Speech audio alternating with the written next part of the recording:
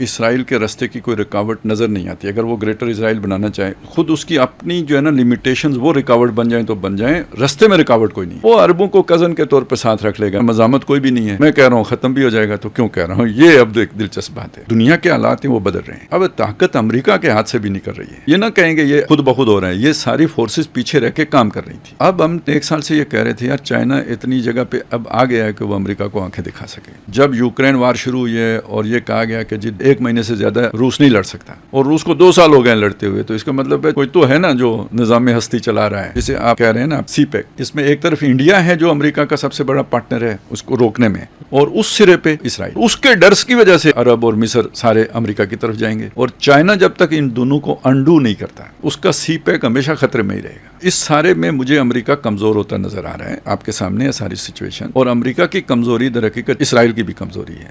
لہذا ایک تو یہ چیز ہے کہ جو اسرائیل کا مستقبل مجھے کوئی تابندہ نہیں نظر آتا ہے.